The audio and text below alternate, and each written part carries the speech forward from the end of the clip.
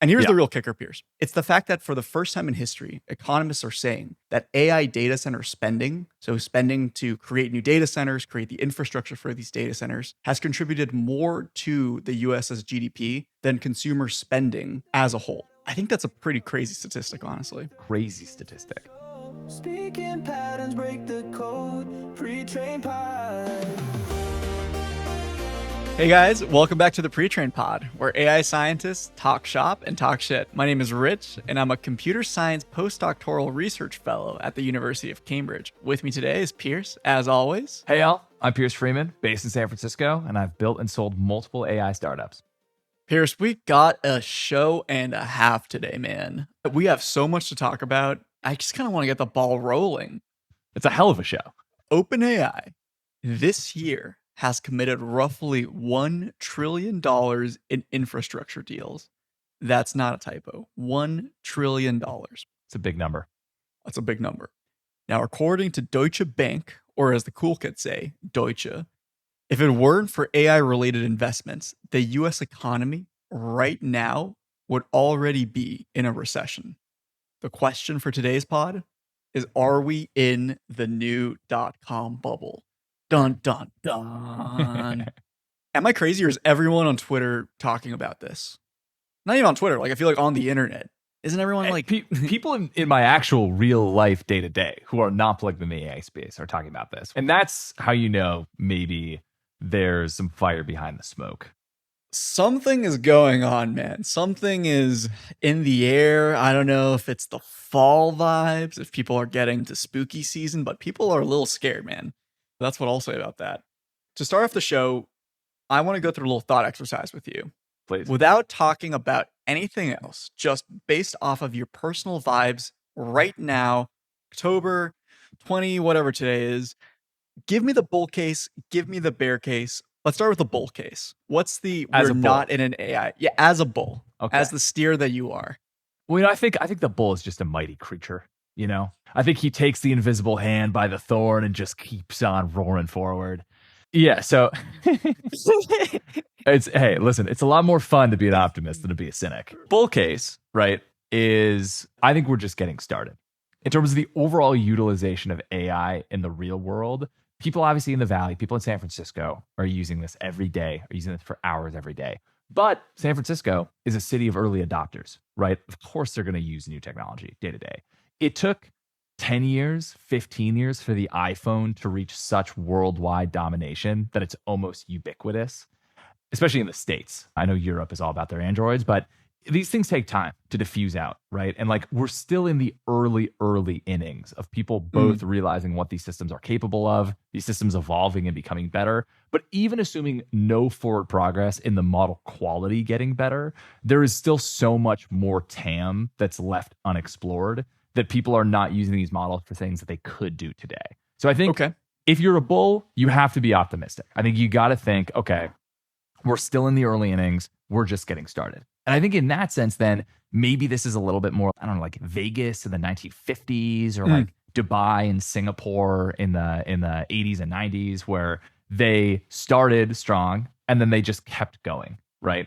And they keep increasing, like compounding dividends over time, where they're still having their moment. So I think that's case one.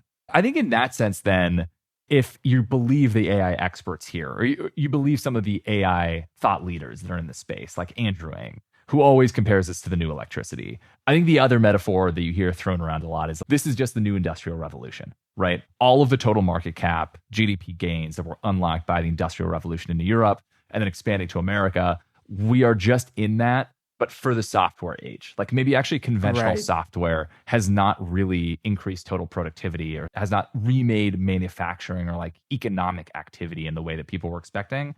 Maybe AI will be the force to do so. Like the fourth industrial revolution, like after the internet, after, in 1800s England, like this is another wave of industrialization.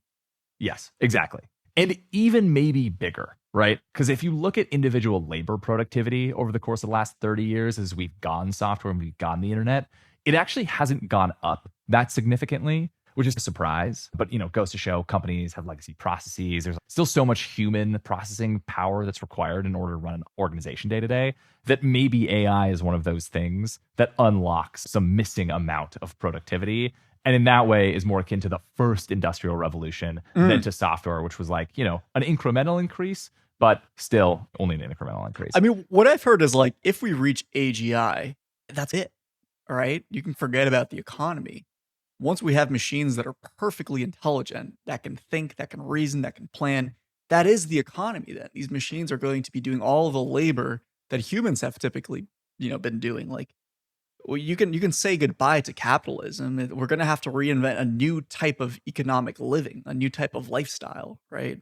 I think that probably is the most optimistic bull case you could probably make. That is the most extreme. Although, ironically, because that then is coupled with so many other societal changes, I almost think that the strongest bull case for just like pure, rhetorical argument is to say that we don't reach AGI or we don't reach it anytime soon. It's what are the unlocks of why this is reasonable spending, given that the models continue to be like they are today, which is, a useful junior assistant for a lot of things, still requires supervision, but still can unlock productivity. Yeah. I think I'll interweave the bull and bear case a little bit here, which is to say, I think people would argue that the bear case would be, this is just like the dot-com bubble. It's like these lofty valuations, non-existent PE ratios. Half these companies are literally dividing by zero when it comes to total revenue that they've had, and yet have valuations that stretch into the billions and billions of dollars. Yeah. I think my counter to that would be, these AI companies are actually bringing in a lot of money. Like OpenAI, Anthropic, the big frontier labs are printing cash. People using these APIs and building their own very successful businesses are spending billions of dollars every quarter just on AI inference. And that to me means that clearly there is some staying power to the underlying foundational models in some of these big companies. It's not just smoke and mirrors. There's actual cash being generated by OpenAI. Exactly. You use OpenAI, you pay for it. I use OpenAI, I pay for it. We know a lot of people that are paying for these tools. This isn't fake. Money is flowing into these companies. Their coffers are filling up. This is real, right? Yeah. I think that is a clear distinguishing factor from the dot-com bubble, even though, obviously, I think the dot-com bubble for a lot of our folks, especially for our parents, are still pretty fresh in their minds, right? That was only 20, 25 years ago. We obviously were in elementary school, middle school at that point, but it's not that long ago, frankly, right? So I could see why people would definitely make a lot of parallels between what we're currently experiencing and what they saw in the early 2000s. Exactly. If you had to now vote, do you say by and large you're more of a bull or a bear without having gone any deeper in this conversation? Out yourself, Pierce. Who are you? I think I'm a bull here, in part because this feels like pure infrastructure investment is most of why people are concerned that this is a bubble, is because of the financing of these data centers. And we'll talk about that as well. Yeah. Which, we can talk about. I think my bull case is just that right now these chips cost however much money per chip. Like an A100 is maybe like $30K or $25K if you're buying it resale. Yep. And we're building out effectively just generic compute for other applications. And right now we think that AI is going to be this one thing. But much like CPUs could be retooled and repurposed for other things, we in theory could do that too. So I think like my bull case here fundamentally is a lot of like the CapEx expenditure isn't just throwaway to, a very opinionated software design. Like most of these things can be repurposed. So I think I am optimistic that we're actually in a bull setting when it comes to AI investment. This is money well spent, regardless, basically, is what you're saying. Like, it's good to be building these chips. Even if we don't use them for AI, we can always repurpose them for something else. If this little AI bubble does burst, the money spent, we have the compute. The money wasn't just wasted, basically, is what you're saying. Yeah. And I think we'll figure out something to do with it. If you build it, they will come. Okay, cool. All right, so how I want to frame this conversation is basically in maybe 4 chapters, and we'll talk about, a clear sort of theme that we can use to then underline or try to argue against these bull and bear cases. How does that sound? So the first thing I want to talk about is circular deals, okay? So a circular deal is defined as deals where companies invest in each other in interconnected ways. And so why am I talking about circular deals? Well, Recently, there's been a ton of circular deals in AI. You might have heard of this. OpenAI has pretty much been at the center of a lot of these deals. A circular deal would look like this. So let's say NVIDIA invests in OpenAI, which buys from Oracle, which buys from NVIDIA, which has a stake in CoreWeave, which provides AI infrastructure to OpenAI. This isn't just a hypothetical. I mean, this is actually what's happening, right? And most recently, the thing that's made most of the rounds in the news has been the fact that NVIDIA agreed to invest $100 billion in OpenAI to fund data centers that will presumably be filled with, unsurprisingly, What kind of chips, Richard? NVIDIA chips. So that you could probably see that coming from a mile away. So NVIDIA's giving money to OpenAI, who is then going to use that money to buy NVIDIA chips. Circle, right? The thing that's almost even more shocking than that is the AMD deal. What do you know about the AMD deal? Okay, so this one actually is really crazy. We talked a little bit about it last week, but as far as I know, it's the first of these like circular investment schemes that are based on future expected stock value of the supplier to OpenAI. So in this case, it's AMD, and basically the deal was struck to say OpenAI is going to commit to buying $100 billion worth of these chips in order to spin up this new data center capacity. And as part of the deal, they're also going to get $100 billion of AMD stock that is pegged to future milestones, right? So the stock right now, it's worthless because they haven't yet reached those tranches. But if AMD stock is able to increase by 4 times the present value, that will unlock the entirety of these $100 billion. So in theory, if everything goes according to plan, right? That's big in theory. That means that OpenAI can just sell that stock on the open market, recoup its investment of $100 billion, and then backfill the $100 billion that they otherwise gave to AMD to buy these chips in the first place. It's crazy. I mean, imagine going to your coffee shop, being like, "Hey, barista, could I please, I haven't decided yet if I want to get a coffee or not." They say, "No problem. How about I give you $5? And for those $5, you can then buy a coffee that's worth $5." Wait, you would say, "Wait, hold on a second. Are you just giving me a free coffee? Isn't that what you're just doing?" And the barista's like, "No, no, no, no. We are investing in you so that you invest in us at some point." So, okay. That's exactly what's happening here, right? It's this like revolutionary deal that's really never been done before. Jensen from NVIDIA even commented on the fact that this is pretty brazen. It's shocking. So basically, OpenAI here doesn't have to do anything. They're not probably going to even pay cash for these AMD chips. What they're going to do is they're going to come back to AMD and just buy AMD chips with the AMD stock that they got from AMD. It's really confusing, right? And I like the only reason I could think that they would do this is because AMD is hoping in the future, as they're building out their products, they're going to be able to incentivize OpenAI to get basically free compute chips from them. These chips are going to be good. Others are going to want to copy that. They're going to see the success of OpenAI using these AMD chips. They're also going to then want to buy AMD chips. But now, rather than AMD having to incentivize these other companies to buy the chips, these other companies will actually buy them from AMD, actually use real money to buy them, right? That's the only reason I can think of this. But it is, I think, one of these deals that is a little bit like a red flag, I think, in most settings. If I saw this in any other setting, I think people would raise their eyebrows a little bit. But instead, what's happened here is that if you've looked at AMD stock, it's through the roof, man. I think in the last couple of weeks, it's gone up something like 50% or so. It's trading at something like 2x what it did in January. People love this. What do you think, man? I mean, do you feel like this lends more credibility to the bear or the bull case?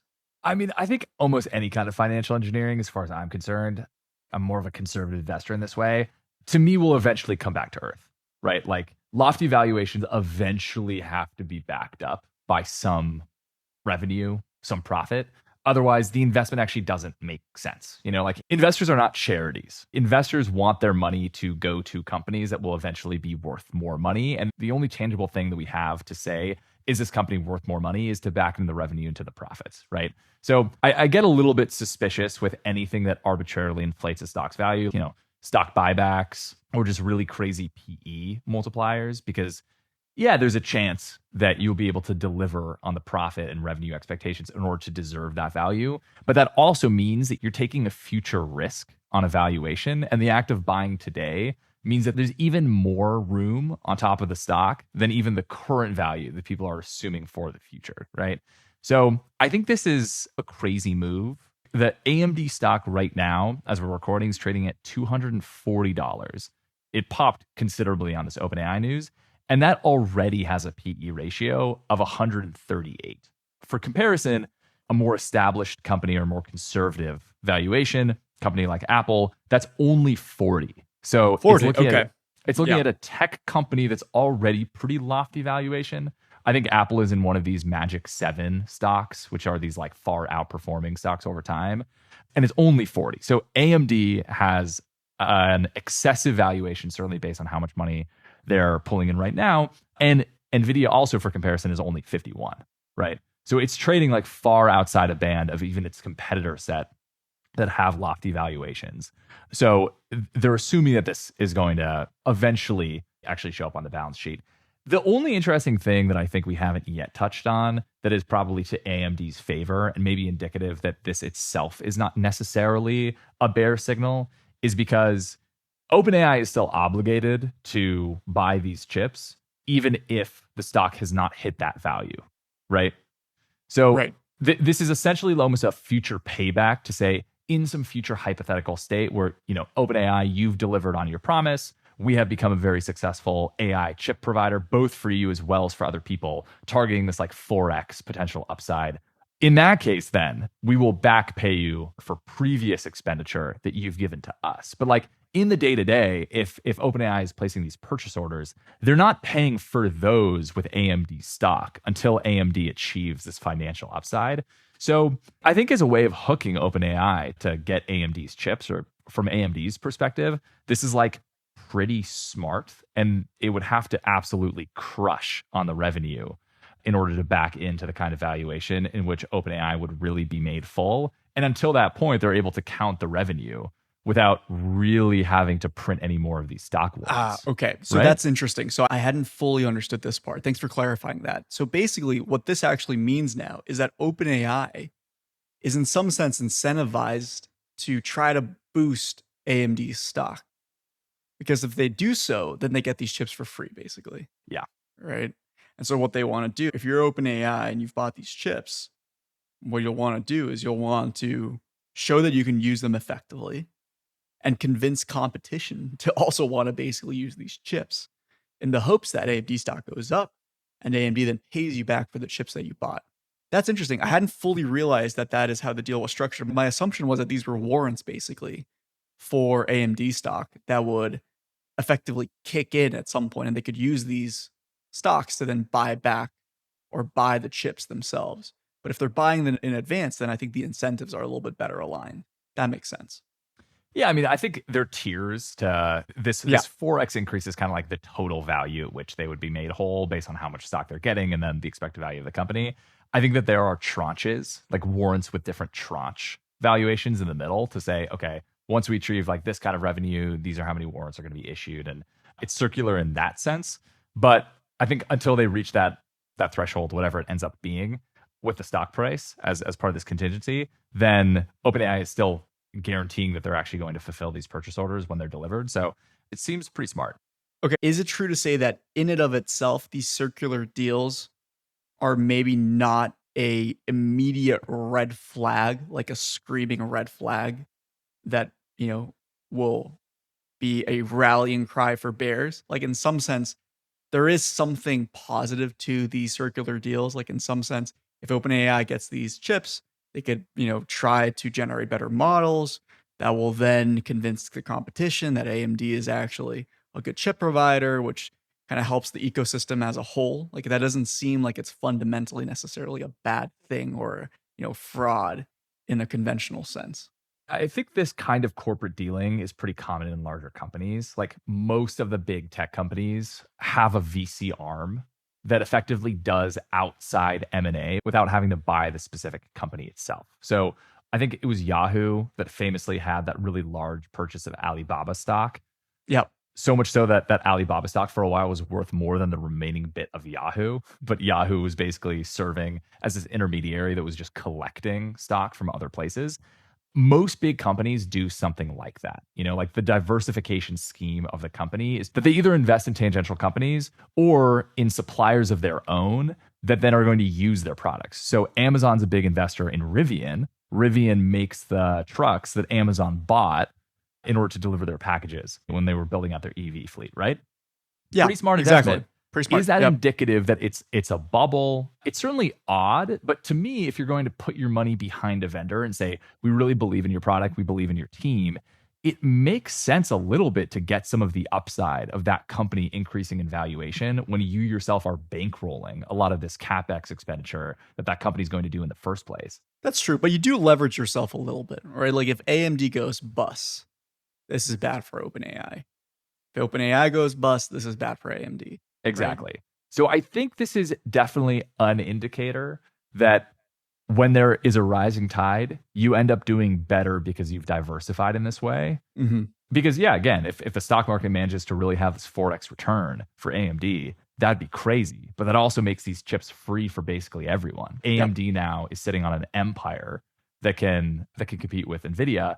And OpenAI just got these chips for free. That's really smart. In the instance when the market goes down and that is questioned, and companies are perhaps still on the hook for actually paying in cash today when they were expecting to backfill that with some stock, I think that's how you see bubbles pop very aggressively, because all of the leverage interacts in a way that you start defaulting on these obligations. You then have to sell these other things. And then it's a race to the bottom because the financial instruments of everything are like so intertwined. That's obviously what you saw with the '08, bank collapse. All of these mortgages were used as collateral for other things, worked really well when things were going up, really worked poorly when things were going down. So leverage is a two-sided game. I feel like that's always the case.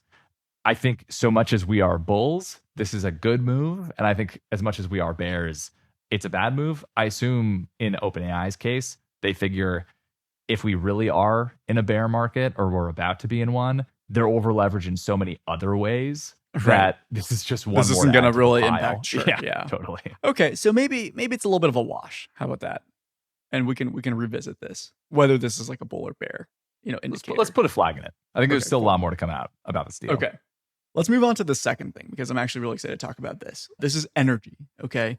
So OpenAI has committed to building out about 100 gigawatts of energy in the next N number of years. Now, that sounds like a big number. We've actually talked about what 100 gigawatts means in a previous podcast. For reference, just know this, 1 gigawatt is equivalent roughly to the average annual consumption of a state like Vermont. So it powers like about 1 million homes or so. 5 gigawatts is the average energy for all of New York City, right? So 100 gigawatts is like 20 New York Cities worth of energy that's going to be built out by OpenAI in the next coming years. And it's also like, have you seen New York City? They are wasting power left and right. Yeah. I mean, I feel like air conditioning is set to like 55 degrees there in the summer. It's crazy. Totally. Yeah. So we're talking tremendous amounts of energy that will need to be built out in the next coming years by OpenAI. Here's the kicker. By some estimates, and I think this might actually be coming from some folks at NVIDIA, it costs on the order of about $50 billion for OpenAI to build out a gigawatt. That is a crazy number if you think about the fact that if they're trying to build out 100 gigawatts, we're talking about not just $1 trillion in funding, we're talking about $5 trillion that they're going to have to invest to actually be able to build out 100 gigawatts. Now, that's like a sixth of the US GDP. Yeah, I want to put a little flag. I mean, they've said 100 gigawatts is like the aspirational goal. In practice, they might be targeting something more along the lines of like 20 gigawatts or so. Sure. But they've pledged we want to get to 100 gigawatts. That's an extraordinary amount of energy. And here, I think we have to then start considering, are there bottlenecks that are going to limit their ability to grow this much? And I think there's several. So the first one I want to mention is the fact that it's not like you can just build more gigawatts easily. So fundamentally, if you want to plug into the existing network, that's really hard to do. So XAI tried to build out this massive data center in Memphis. I mean, I think they succeeded by all accounts. That data center used about 1 gigawatt of power. And it took them on the order of 2 to 3 years to get all of the regulatory compliances set up, to set up all the transmission lines, the relay lines. to actually be able to tap into the grid to get that much extra energy, right? So 1 is it gigawatt. true that it actually took less time to build the data center than just to get the electricity for it? It was almost like you had a ghost data center that just wasn't hooked up to The to any output. electricity is almost always going to be the bottleneck. Like building out the actual data center, setting like building the building, building the fans, Getting the chips. compute in there, getting the Yep. chips, getting all the racks, getting all the wires. Well, that's a walk in the park. It's not a big deal. The thing that's hard is then actually plugging that into the socket that connects you to electricity. That is the hard part. That requires a lot of regulatory compliance. You have to talk to a bunch of people. You have to then actually build out additional transmission lines to be able to send that energy to your location. That might require having to build up additional intermediary stations that can boost the signal of the electricity on its route to you. That is really hard. And there's a reason why, if you're trying to build out 100 gigawatts, frankly, you can't plug into the existing electricity networks. You have to build out your own, basically like local electricity stations that can power your data center. And that's what most groups and companies have been doing recently. And so if we're going to do that, the question is, can a company like OpenAI build out its own electric grid that can produce 100 gigawatts of energy? What do you think, Pierce? In my mind, it actually is feasible. I think a lot of it comes down to where these data centers end up being and the kind of energy that they have access to within these locales, right? I think the ideal for everyone who is focused on having clean energy and then also getting these data centers online as quickly as possible would probably be spinning up more capacity in the nuclear regime, because it's the only renewable that goes 24/7, 365, and is proven at scale to actually be able to deliver energy in the kind of quantities that we're looking for here. Every other renewable, because it's relying on the different elements to cooperate at any given time. You need the wind to be blowing, you need the sun to be shining. That requires you to have redundancy power backups, basically batteries. And we can maybe talk about the different kinds of batteries that they might want to implement for deployments like this, because they're rather unique in practice. But you need batteries to be able to house enough capacity to be able to cover you in periods where the renewables aren't working. Okay. Well, what if someone said, look, it'd be nice to use renewables, but can we just use natural gas? Isn't that what typically we do? Yeah, I guess the argument with natural gas is only that because it's not a renewable resource, that's both, dirty, which is a moral question, but I guess also the practical question of we only have a limited amount of natural gas on Earth, at any one given time. And I think there's something like 150 years left of natural gas for us to be able to tap and extract. I think that's like in part this shale gas that we're able to extract by like other kind of mining elements. So it's there already. And sure, like 150 years is certainly a long time to be able to stretch a resource, but that's also the time period based on historical energy estimates. And if we assume that there's this ever-growing need for data centers and AI compute capacity and electricity, that's going to last a fraction of that time from previous estimates. So I feel like 140 isn't even that much. If you think about it, 140 years ago was 1880, Yeah. And certainly the last industrial revolution has stretched more than 140 years, right?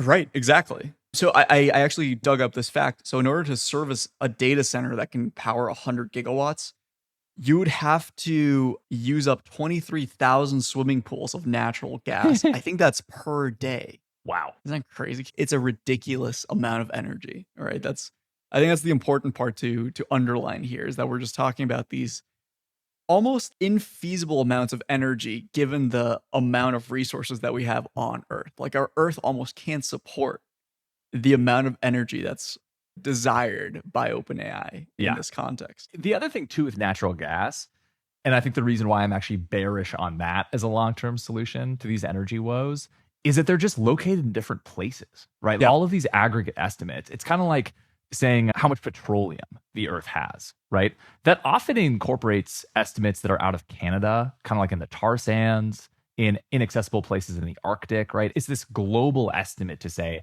if we really could tap to drill at every feasible location And if like price was no object, actually how difficult is it to extract from these locations? Then it has X amount of years. Sure. But the reality is, yeah, it's if you need to be able to fill those many thousands of swimming pools with, liquefied natural gas, which is usually how it's transported from place to place, you're going to need distribution lines that terminate at the data centers and come from somewhere.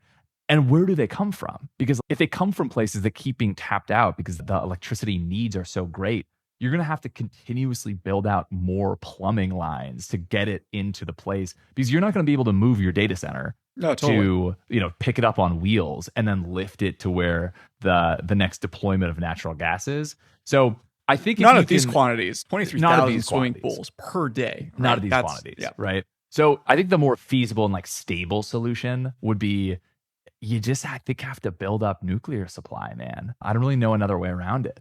I agree with you. I just wanted to sort of like, nip that argument in the bud, that the fact that we're going to be talking about renewables probably. And actually, I want to give you my bull case for why I think renewables could actually be a solution. Okay. But I just wanted to first talk about why natural gas is probably not a solution. I'm feeling pretty bearish about hydrogen fuel cells, man. So there's this Dutch data center that I was reading about that is already or will soon produce 4 gigawatts of hydrogen power to power their data centers. This is just in the Netherlands, with the goal of getting that to 10 gigawatts by 2040. So call it 14 years from now. We're talking like, one order of magnitude less than the 100 gigawatts, but it's in the ballpark, right? And you could imagine that if we, really perfect this technology, that is what could power 100 gigawatts of electricity in conjunction with other tools like what you're talking about here with nuclear energy, with renewables like solar and wind.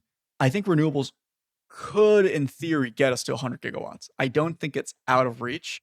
And you can think about hydrogen as almost like a battery, frankly, where in order to produce this hydrogen that you need to power fuel cells, you can actually use renewables. So you can use renewables to produce hydrogen, which you can then put in tanks, or I don't know how you transport hydrogen, but assuming big tanks, and then Probably ship tank. it, and then ship it to your data center, where you can then use that to power a fuel cell. So it's almost like a battery, right? But the issue with batteries is that they just don't hold enough charge or they're too expensive to build. This is like a cheap battery, basically. And if we can get the technology right, and it seems like it's possible, that could get us to a future where by maybe 2050, 2060, we can have 100 gigawatts of energy powering these data centers. So that would be, I think, my strongest bull case, is the fact that we already have an example of technology. We have several examples of technologies that could maybe get us to 100 gigawatts.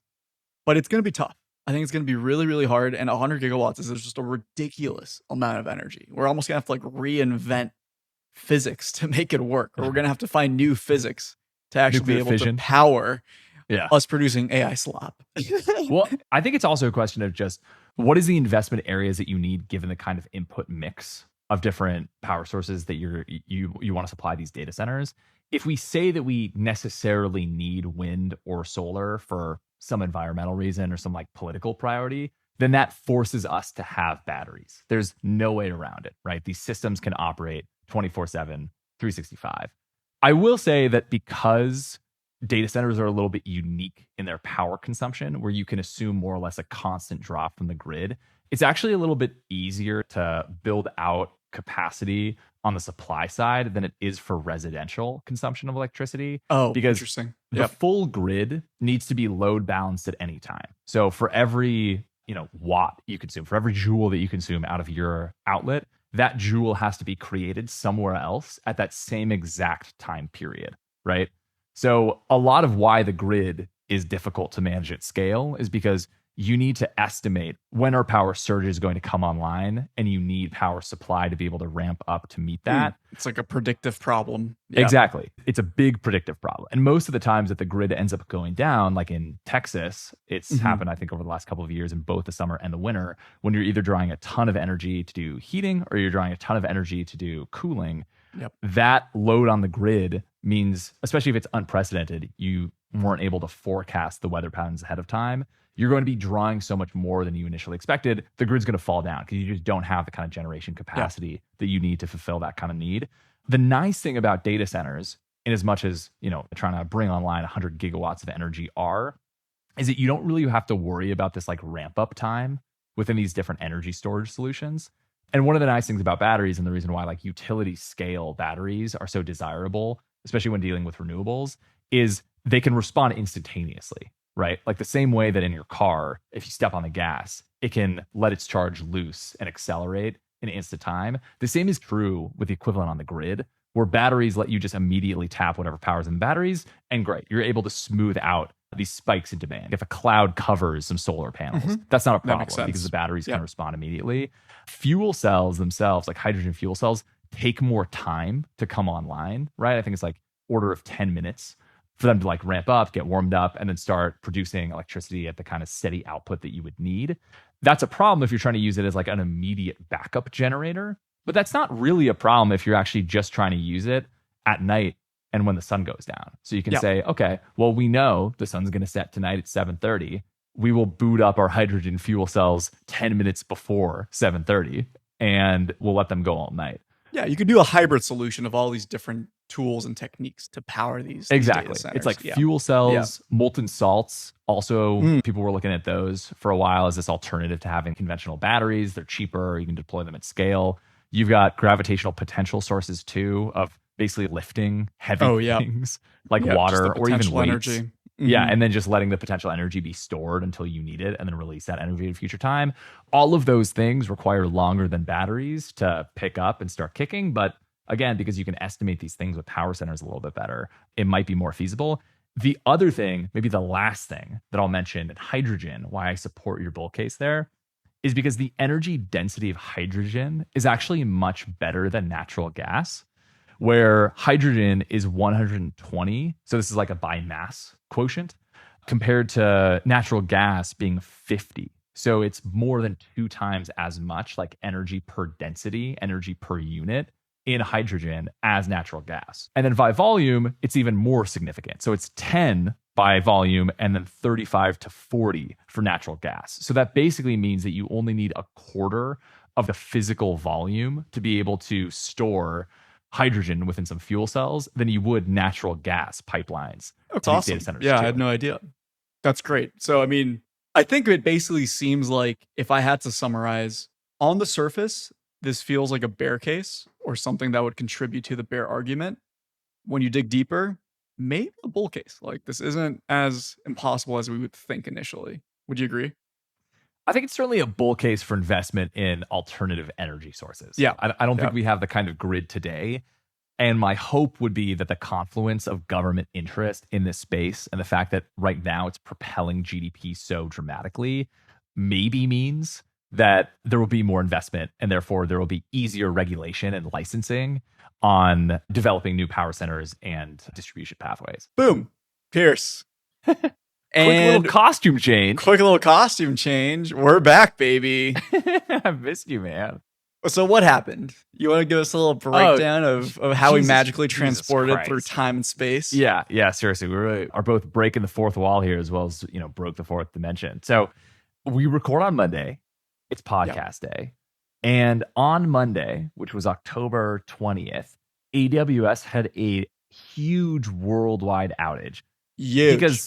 Huge. Because AWS hosts basically all of their internal systems in US East 1, which is this Virginia region, which was the first AWS region. And that's both the default deployment region for most companies. And also, again, that's where a lot of the AWS services that are not geographically based are located out of Virginia as well. So yesterday, there was a huge failure, I think at the DNS layer of things, where there were just cascading issues that lasted basically all day. It took down a ton of major sites on the internet. Including yours truly, our podcast recording system, which I will say we don't host ourselves. Our own projects actually stayed online through the course of yesterday. But yeah, the AWS hosted services completely went down. We had to stop recording our podcast in the middle, and that was after struggling for the better part of 5 hours to try to get something out. So hey, but we're back, okay? You can try to knock us down, but we'll get back up. This is a story of resilience. All right, That's the silver lining here. Agreed. No cloud host can keep us down.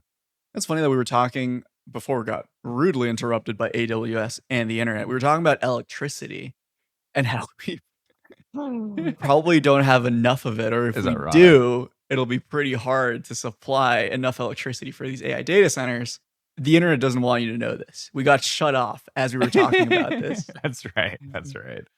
This is probably a good conspiracy to be had. Probably. It's pretty metaphorical. And now I want to pivot to a third point, Pierce, which kind of underlies these first 2 points, which is our economic dependency on AI. So there was this report by Deutsche Bank that was also sponsored by a couple of economists at Harvard, where they looked at if you were to exclude data centers and information processing technology from the economy as a whole, you actually would see that the US GDP hasn't grown by as much as we think it has. In particular, for 2025 so far, if you exclude these things, the economy has only grown by about 0.1%. So you can basically call it flat. In addition to that, it turns out that investment in these sorts of AI or information processing technologies has represented about 92% of GDP growth in the first half of 2025. Can I clarify that number? So when you say that it's 92% of the total growth, does that assume no contraction in the other elements that make up GDP? Like if you're netting out to a 0.2% increase, I'm thinking you have the pie and the pie's getting bigger by 0.2, right? Mm-hmm. So is that's full aggregate? Does that assume nothing has changed in the other sectors that are outside of this technological investment? Or is this just saying that of that 0.2, it's 92? I think it includes contractions as well in other sectors of the economy. So I think it's saying that overall, the growth that we're seeing, which includes some areas of the economy we're actually seeing no growth at all, or actually retraction in the economy, 92% of the overall growth has been through investment in AI technologies. That's how I would understand that statistic. And here's the real kicker, Pierce. This is maybe the tagline for this part of the segment. It's the fact that for the first time in history, economists are saying that AI data center spending, so spending to create new data centers, create the infrastructure for these data centers, has contributed more to the US's GDP than consumer spending as a whole. I think that's a pretty crazy statistic, honestly. Crazy statistic. Because it means that we are super dependent on these technologies to basically bolster our economies. We're also such a consumer-driven culture. Like the amount of consumer spending is not a small number at any point in time, and especially not right now. I mean, think of all of the credit card debt that consumers have. Think of, the amount of spending that is required to maintain our existing economy is tremendous, right? We're talking on the order of trillions of dollars. Buy now, pay later. Exactly. And all your Chipotle, DoorDashes, everything. It's saying that's true, but spending on AI technologies is at least the same as that, if not more. And from these recent reports that we're getting from OpenAI pledging to invest, $100 billion in these different startups, that number's just going to go up, right? We're going to start spending more and more as an economy on these technologies. That's not going to stop anytime soon. So banks are a little worried. Deutsche is actually feeling pretty bearish about this. This to them is probably the factor that is making them pull back from some of their AI investments, as reported by one of their chief trading strategists. What do you think? I mean, are you concerned about this? Would you stop investing in the Magnificent Seven stocks because of this? Or do you think, look, we are dependent on AI technology, but AI technology is the real deal. So it's not too bad to be dependent on something that's good. I'll put it this way. I feel like you kind of have to separate the question of the valuation of these companies themselves from the overall sector in the space contributing to GDP in this way. Because I think if you're drawing a parallel to the first industrial revolution, or even to automobile transformation, where you had horse and buggies before and then you switched to automobiles, the fact that there is contraction in the horse and buggy segment and the economy is pumping a lot of money into automobiles, as long as automobiles have staying power, that investment is both going to earn its keep over the long haul, as well as back into the overall valuation and impact on GDP, right? So I kind of see that number as neither being a bear nor a bull in my mind. I think the investment thesis on each of the individual stocks probably comes down to just what is their earning potential, what kind of forward deals are they signing, what kind of consumer sentiment or industrial sentiment is tied to the space. People are really bullish right now on the capability of Anthropic's models. We'll see if that holds, but I'd probably put that at a little bit higher than I would the overall GDP consequence. This makes sense because you were also talking about how if AI were to fail, dramatically, if all of a sudden it turns out that this has all been a scam, we still have developed new AI chips that can be repurposed for other use cases, right? That technology, the actual core hardware, is still valuable and can be repurposed for other things. If we invest a ton of money on building out new technologies to power these data centers, sure, if the data centers fail, that's a tragedy, but you still have this new technology that could power other things, right? So what I hear you saying here is that the worst possible outcome isn't so bad. We will still generate all this cool stuff that could be used for other things. So it's not all that tragic if we see this bubble burst, if it is a bubble, in fact. Yeah, I mean, I think the social impact of most of these things has staying power in some capacity. I don't know if that's necessarily going to be a Sora 2 video generation model. I suspect it's going to look something closer to LLMs. It might also look something like custom fine-tuned models that are a little bit more purpose-built for business purposes. Maybe more of that work is delegated to smaller models that run on edge. But yeah, like I said, I think if compute is out there, we will use that compute eventually. I guess the question in my mind with regard to these numbers is because you're just buying so many things, you're buying so many server racks, you're buying so many chips, that whatever margin you're paying for those chips, that can potentially open you up to just padding the lines of whoever the chip manufacturers are, right? So if in fact the bubble bursts and there doesn't end up being that much more demand for the chips are still useful.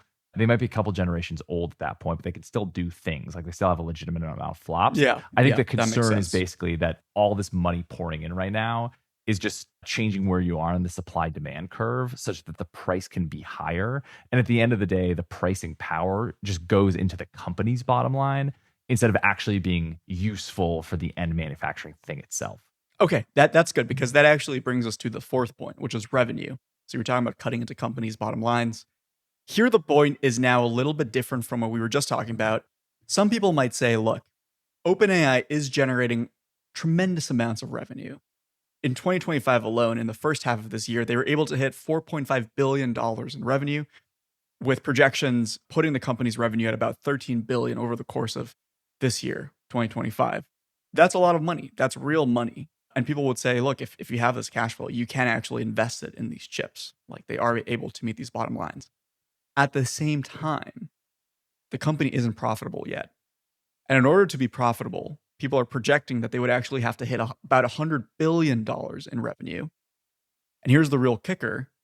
OpenAI is already pledging to basically spend on the order of $1 trillion worth on different types of compute in the future. And already now, in the near future, they want to start spending about $100 billion on all these different ventures. So what gives? I mean, how can you square that hole, you know?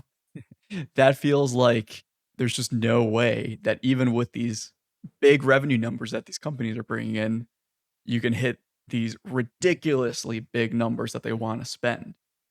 Do you think that they're just out of their minds here? A little bit. I think OpenAI, as it's currently structured, is one of the most interesting companies just from a corporate management point of view, right?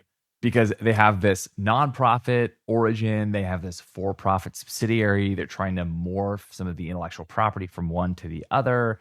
They have this investment, ownership, and hosting model with Microsoft, where Microsoft has access, or at least for a time was the exclusive host of the OpenAI models. Now they've diversified their supplier base a little bit on the inference side, but they very much get to keep the revenue and get preferred vendor status for the OpenAI models until OpenAI reaches AGI. This contract expires once OpenAI declares that they've reached AGI, and supposedly the parties can agree, yes, okay, AGI has been reached. Now that withdraws some of your obligations under this contract. So that sounds like a incredibly difficult, if not Sisyphean task to define, what is totally. AGI. I feel like the bar will just keep getting pushed up and up and up, The lawyers are literally going to have to make a new Turing test. One party will always want to claim, hey, we reached AGI. The other party will say, well, look at all these things that it can't do yet. This can't be AGI. So how do you prove AGI? I mean, it just feels like that was, bound to fail when they were writing these legal documents. That's a crazy thing to put in there. Yeah, it definitely does feel like one of those clauses where everyone agrees in theory this seems reasonable, and you really have punted it to your future self or maybe to your future Yeah. lawyers to really try to Future hash me out the can deal with specifics. this. Yeah, Totally. Even if everyone agrees on principle. So like I said, OpenAI has one of the most unique corporate governance structure that I think has ever existed in a company, certainly of the valuation that OpenAI is right now. I think Sam Altman also has a rare capacity as a deal maker to be able to just go out to the open market and find money. I mean, I think people forget, just because he's been at the helm of OpenAI for so long, his background is a little bit more in finance actually than it is in core technology, and certainly in AI, right? Like he started as a startup founder, which was more technical. He either graduated or maybe dropped out of Stanford to led YC for quite a few years. And it was during that tenure that he ended up joining the board of directors, and I think eventually overseeing OpenAI directly. So he's a world-class deal maker. And I think because of that, there are sources out there for financing in the public and private markets that are willing to back him at almost him whatever. individually, right? He's almost like the Steve Jobs of AI at this point.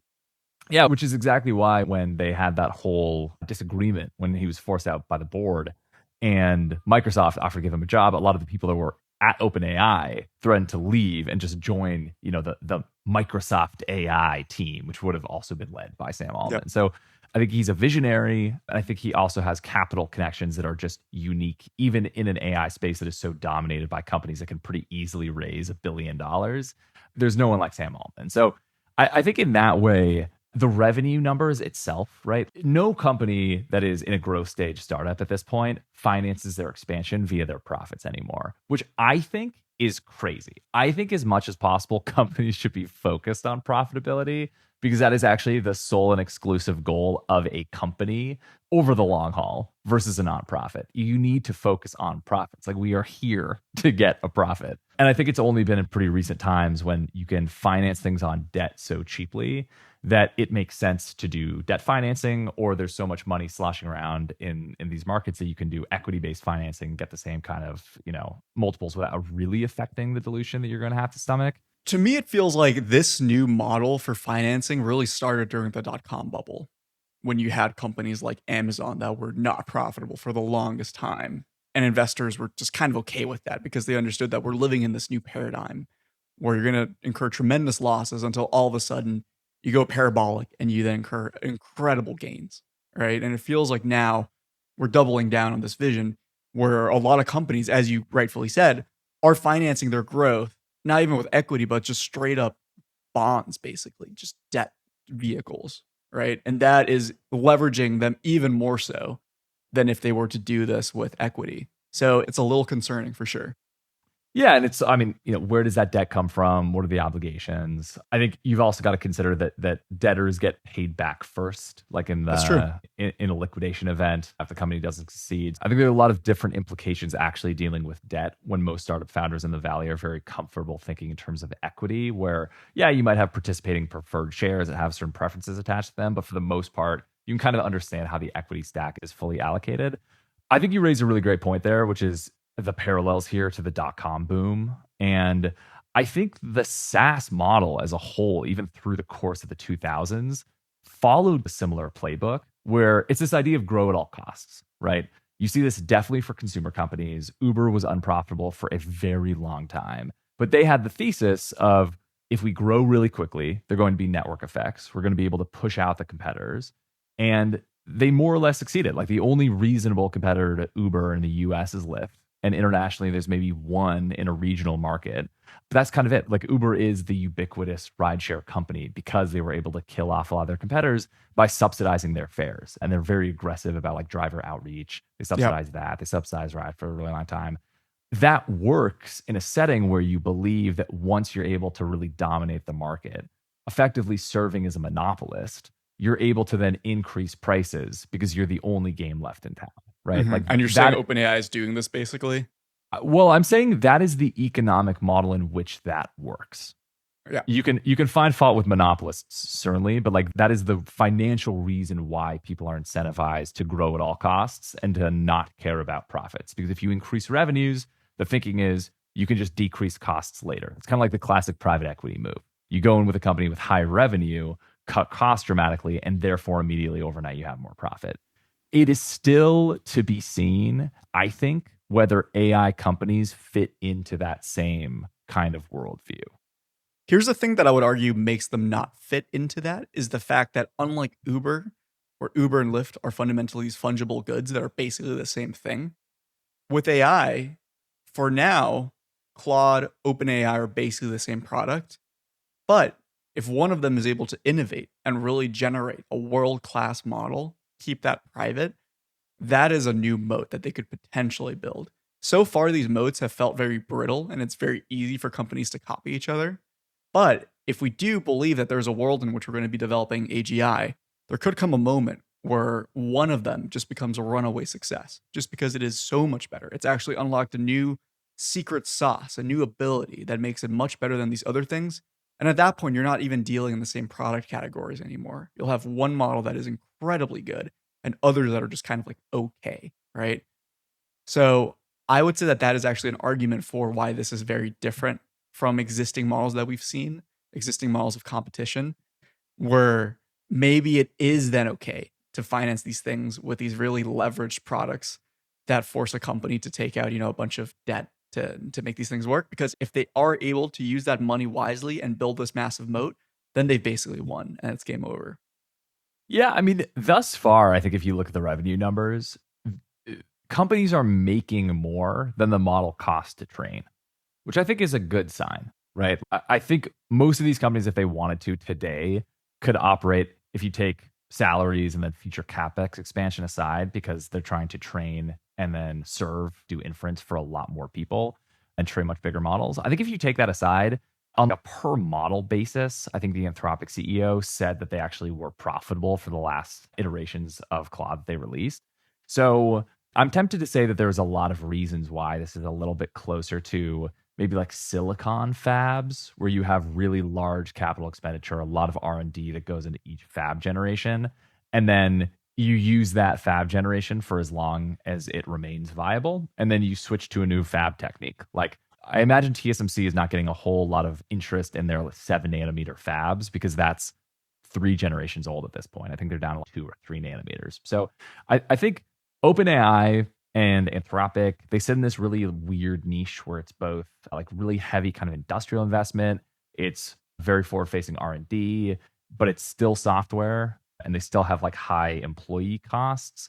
So this revenue question, I think, of just how the financing is going to come if they don't have the profits immediately to be able to backfill some of this, that almost, I think, is the weakest link in all of this, right? Because it's so reliant on third parties to keep financing this if they can't necessarily pull the dollars themselves.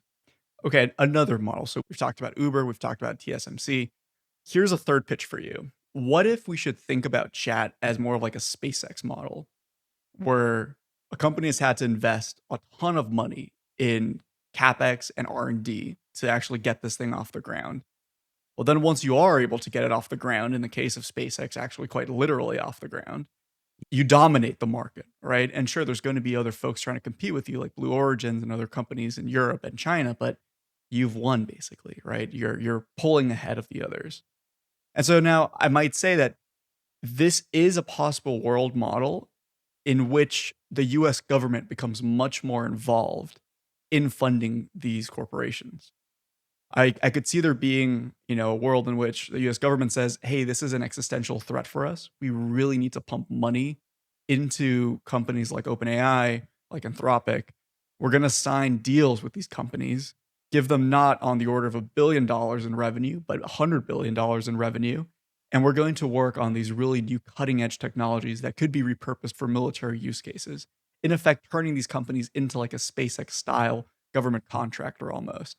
In that case, I think the economics again shift, right? This is a different model of the first two. Do you think that that is possible? Well, and I think that's actually a unique case because that goes back to what you were talking about a little bit earlier with GDP growth. If the economy is so dominated by these firms and it's like the magic 7 are just disproportionately represented in the stock market, it almost seems like it's a confluence of all of the national security concerns and then also some of the financial concerns, like with the big banks back in '08, where sometimes companies get to a size where they're just too big to fail. In that way, I'd say actually probably Boeing would be an example there, right? Where despite all the problems with Boeing's, no matter what their management team, the US needs to have a cutting edge aviation manufacturer that's Yeah, domestically we love based. them. Unfortunately. Yeah. Unfortunately, they definitely need new leadership, maybe more or better engineers, but we need them. Much like Europe will always fund Airbus, even if they're not profitable, right? It's like there are some things in the economy that are at the nexus of they employ a lot of people, they're really strategically important for national security, and they're really big economic powerhouses. And it seems like these companies are increasingly checking that box, especially with the strategic competition with China and the homegrown AI companies that are based out of there. So I think that is super possible. I wonder in that case if it will be closer to a SpaceX where it's mostly government contracts that end up facilitating a lot of that, where SpaceX is funded by the US government. It's a lot of those deals that, enforce requirements around security clearances, and here are the strings attached to the financing that we're going to give you in the first place. If it's going to be closer to that, or if it's going to be something that's a little bit closer to almost a private public partnership of the government taking a more active role in the management day to day of Yeah. companies like that. I mean, that feels like a very European model, right? Like these PPEs tend to be very common in countries like France, where you'll have a government, fund, for instance, the Channel Tunnel is a good example of this, right? So France and Britain built this tunnel underneath the English Channel. It's like a 40-mile long tunnel underneath the ocean. There's a company behind it that's making money whenever trains run through that tunnel, whenever cars run through that tunnel.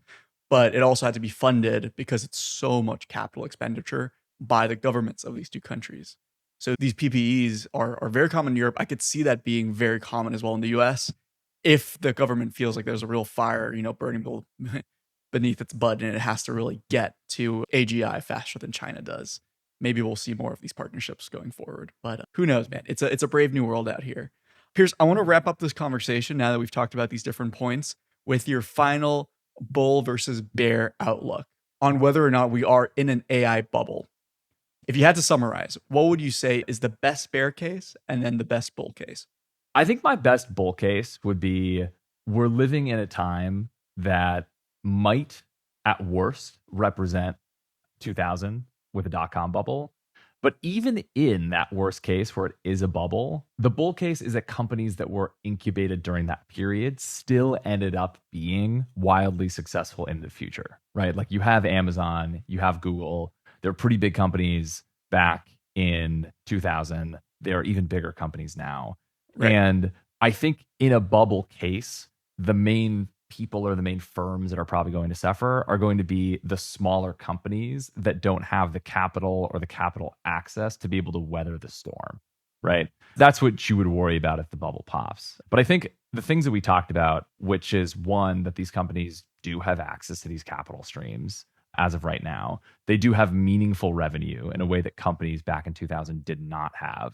They are strategically important for the US economy in a way that's more obvious now with the implications of the technology than they were in 2000. There's also very strong strategic reasons at the national security level why they're important for the country. Those to me, coupled with our conversation about energy, this will be very hard to do. Like we're setting very ambitious stakes in the ground. But I think this is one of the few sectors in the US economy right now where there seems to be very strong private sector, public sector, R&D, and government alignment that this is something that we want to do. We see the implications. We think that it's important. And the fusion of those four things gives me some decent credence that these companies will have staying power. I think that can be separated a little bit from the question of, is the market frothy? Which I think just looking at PE ratios, it obviously is. Mm-hmm. But will the bubble burst and these companies won't exist anymore? I think the answer to that is no. Let me say one more thing, in addition to everything you said, which I, for the record, agree with entirely. There's so many smart people working on this.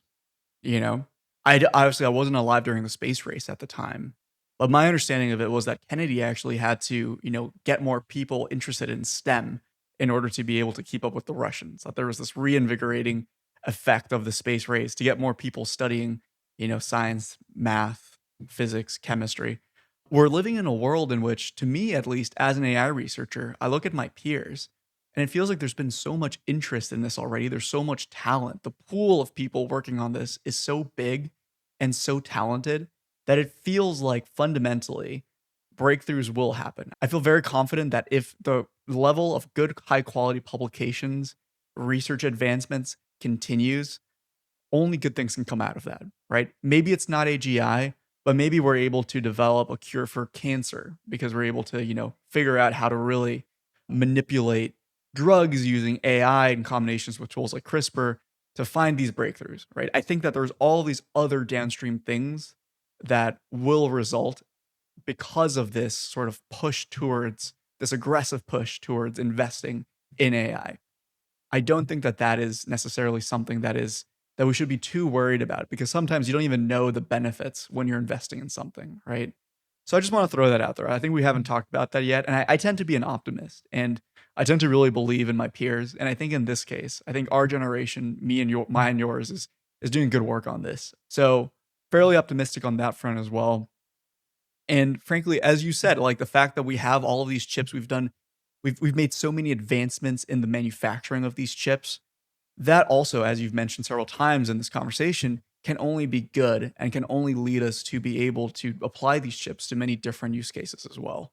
Yeah, these things are immediately useful today, right? And I think that just I would underline that, circle it, triple highlight it in a way that both it wasn't in 2000 for most of these, like pets.com. Maybe that filled a very niche need. I always think it's ironic that Chewy is now a pretty Yeah, I know, well-respected right? company back in 2025. I'm like, is that an indication of a bubble? Maybe. But we've come back around to a lot of these ideas. And I think AI systems, what has impressed me so much and gets me so energized is the fact that we are now seeing that these systems can interact in domains that humans have created exclusively for ourselves. You see that most readily with self-driving. It's not like we've recreated the streets for these cars, which was the original proposal back in the 70s when people were starting to think about self-driving or automatic driving. They were basically trying to reinvent the highway system to, embed electric pulses in the middle of the street, so the cars would know where to go. Right. And we've been able to cross that barrier. Document reading, like CV models or transformer vision models can look at a table within a document and then parse out data in kind of an OCR way in a way that felt like an unsolvable problem to do deterministically via conventional OCR. And it's like, that's solved now. I don't want to say it's totally solved, but it feels a lot solved. more solved now than it did even 3 years ago.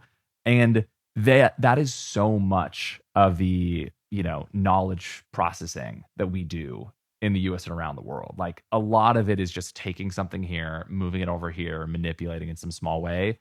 And I feel very optimistic that the current generation of models even can be used in way more places in like a back office corporate setting than they are today in a way that helps people without talking about the AGI question. I know we've touched on that today to be like, well, if we reach AGI, then of course these companies will be worth this value. Like so much enterprise value can be accreted from that. But kind of like we were talking about yesterday, if that happens, the world looks so differently from what it does today. And I feel like you have to argue the bull case if you are in fact a bull, assuming that it won't happen or will happen much later than people expect it to, just because we have no idea the kind of like dependencies and the implications of the world in which that would actually exist in, right?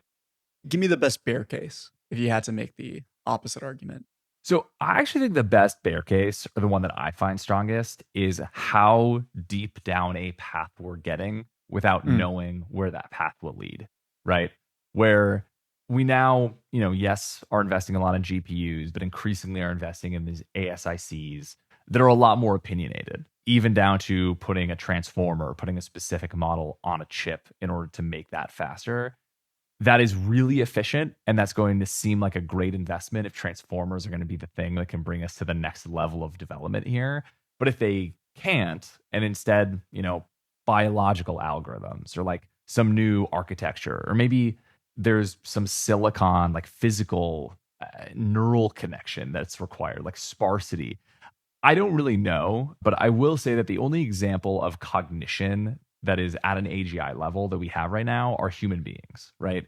And brains are structured so differently from transformers that yes, we've been able to make one approximate the other thus far, but like they are fundamentally two completely different things. That's a great point. We haven't even talked about this in this discussion, but you're right. I mean, I think we should have talked about this earlier. You're absolutely right. Yeah, we really, when we're talking about AGI, we're talking about almost like this overfit model that we have developed that has one architecture and no one's experimenting. Basically, what you're saying is that no one's experimenting outside of this little constrained box that we've set up for ourselves. All of the research has been in this little area. No one's explored this much broader space of things that you could try. And we're only going a path where we're getting more and more dependent on these types of models. It's harder to explore, in other words. Yeah, exactly. Like the deeper down the path you go, the harder it will be to bubble up and realize you did something wrong.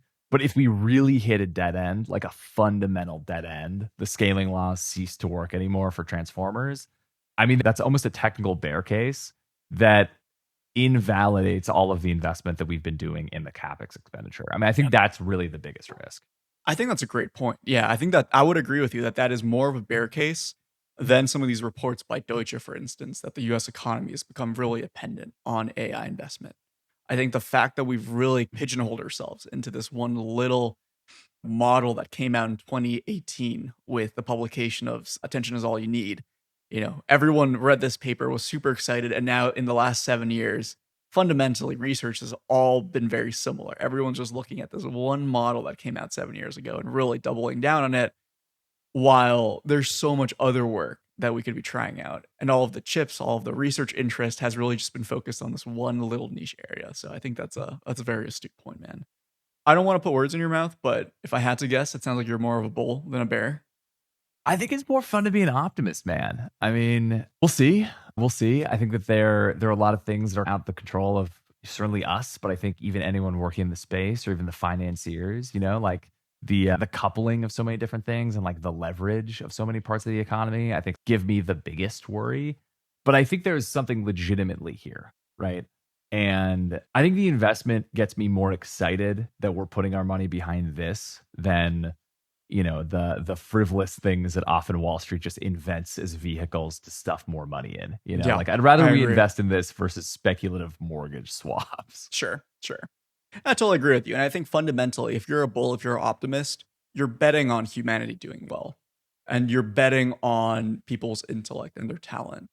And I think historically, you've won. You know, I think bulls tend to win. If you look at the course of history, folks that tended to be naysayers and detractors tended to lose, I think, in the long run, or they've missed out these massive periods of growth in a way that if for a short time period, if the bulls are wrong and the world is actually not as optimistic, that does have an impact on, you know, the world as a whole. But tides have always changed. And I think by and large, the good times have been much more frequent than the bad times. So I also think tend to be a bull. And I want to believe that we can, You want to believe? I want to believe exactly that you know this technology will be pretty impactful even in our lifetimes already. I agree. Well, fantastic, man. I mean, this was awesome. I really got a real kick out of this conversation, dude. And I think it's really timely. I think a lot of people are throwing out their opinions. A lot of them tend to be a little bit more bearish, and hopefully we've presented a convincing bull case for the fact that, you know, maybe we are in a bubble, maybe we're not, but at the end of the day, maybe it's not so bad. Maybe we shouldn't be all too worried about this. So thanks for your time, dude. And I'll talk to you pretty soon. Yeah. Till next week, man. All right, Good. everybody. Talk to you soon. Good deep dive. I'll see you then. See you then. Bye.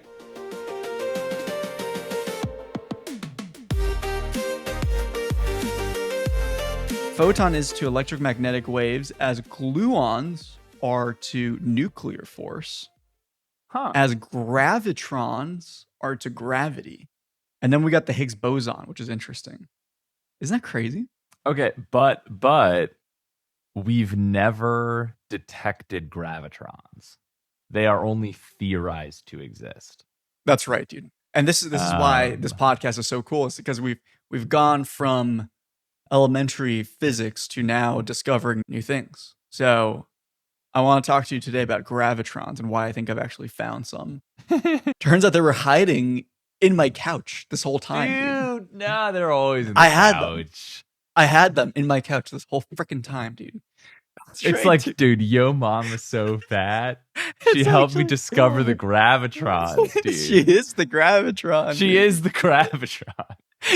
She just sucks every force of gravity towards her, dude.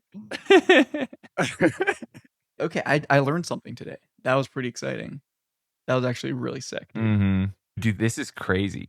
Detecting a single gravitron is technically impossible with current technology. Oh yeah.